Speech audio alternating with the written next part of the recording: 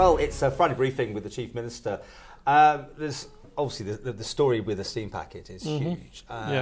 You're very relaxed about this. I mean, Coleman's relaxed, but you're buying back your own user agreement. It looks like to some people that Oh, it is, yeah.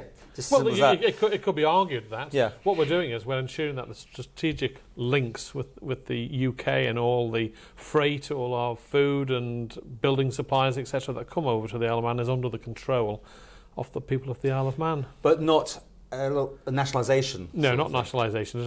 Why not? I mean, I know it sounds awful, but people think, if you're going to own it, why not own it? To be blunt, I suppose politicians don't necessarily make the best people to run a shipping company. The shipping company has to be profitably and commercially run. We are just ensuring that we own it, so that the days of signing over a 25-year user agreement and then that those owners then sticking it on the market, someone coming in, leveraging it with a couple of £100 million worth of debt, who pays that debt? The people of the Isle of Man.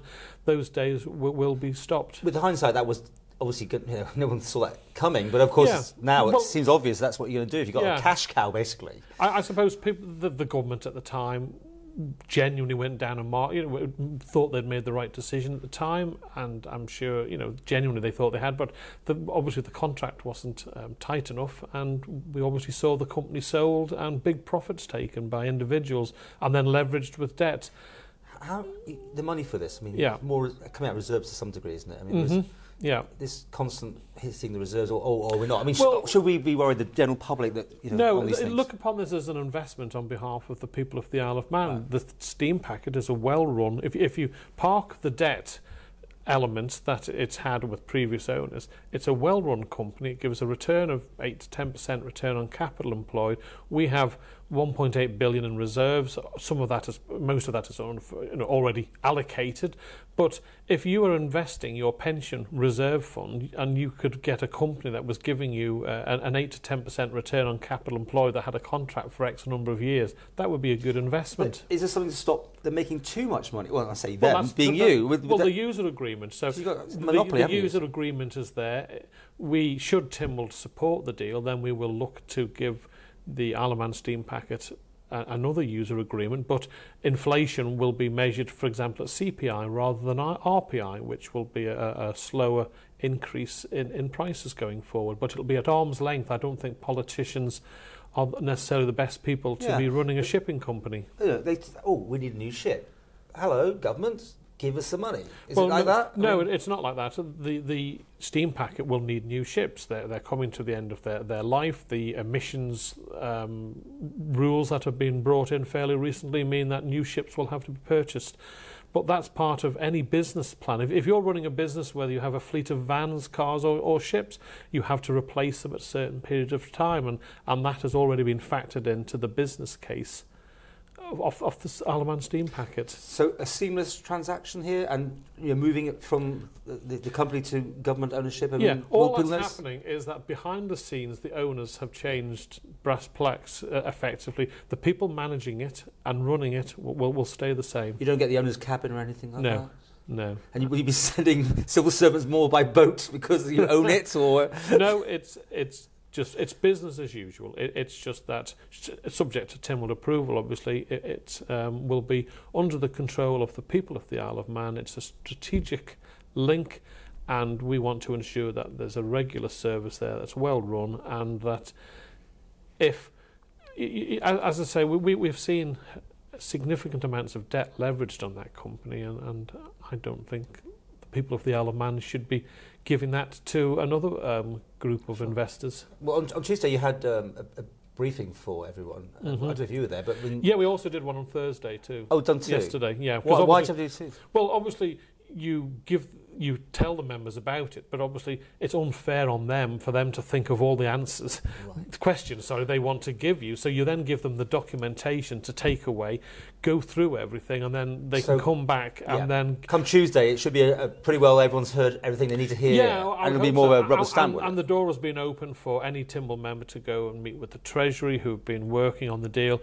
or the experts who we've employed to do the reports on the state of the ships, on the financial, we'll do the finances circumstances add up, the valuation. Any dissenters? Anybody? Well, obviously the usual suspects, or if there are these days, there must be somebody out there that doesn't like it. There are always people who have certain views, and there was good questions. So I suppose we'll find out on Tuesday next week how Tynwald members feel about the deal. Personally, I think it's a very good deal. It's something I've always supported since I was elected in 2011, that I feel the people of the Isle of Man should control it, but government shouldn't be running it. The last thing I want to do is see it run into the ground by short-term populistic sort of free fares for everyone for the next 5 years, and then all of a sudden the value of the company is non-existent. So it's got to be run properly, but if it's controlled by the people of the Isle of Man, then the long-term decisions will be right for the people of the Isle of Man rather than for people off Ireland. And not only that, the profits that the company make, instead of them going off the island, will be kept on the island, circulating around the economy. So that's got to be another good thing for the island. Can you explain, before we finish, about the debt and exactly what happens, who gets what in this new world order? Yes, well, I've heard seen many postings where people have picked up the wrong end of the stick.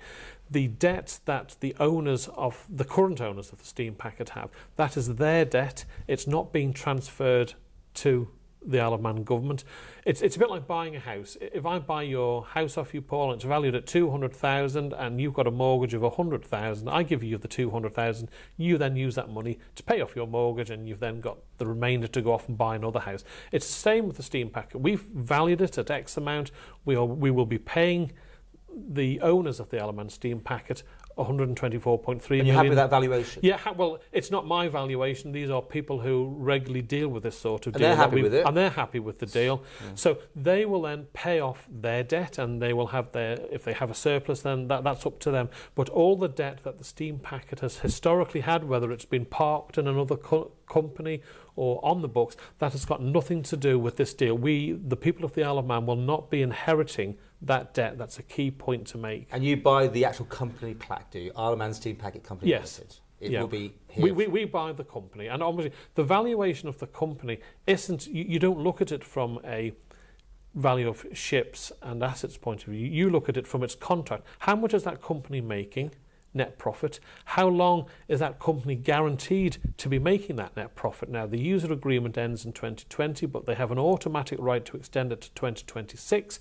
So that's 8.5 years that they've got left to have their profits. So when the company is valued, it's not purely on the physical assets, it's the profitability and on the length of that profitability of that company. That's how you value it. That's how the people that we've employed to do the negotiations on our behalf have valued it. And finally, I mean, like if Stena or somebody else wanted to, in the future, come in here, is it Fortress Isle of Man? We don't want you because you're going to interfere with our profits. I mean, closed, open skies but closed seas. Well, Stena aren't going to come to the Isle of Man, even if they wanted to, Paul, because their boats are too big. You're about to make the harbour bigger, aren't you? Well, it's not the sort of size of those ships. They're never going to get into. But would it be a no for any automatic no, or would you try and be more constructively, commercially orientated? This is a commercial decision, Paul. So it's. The company will be run by the existing management. But it's tricky, the government wanting somebody else to come in when you want to get the profits here. You understand? Well, there will be a user agreement given to the new company. A monopoly. Well, it's been clearly shown historically that we're not big enough to justify 2 or 3 different companies trying to compete with one another. That was tried, failed, so...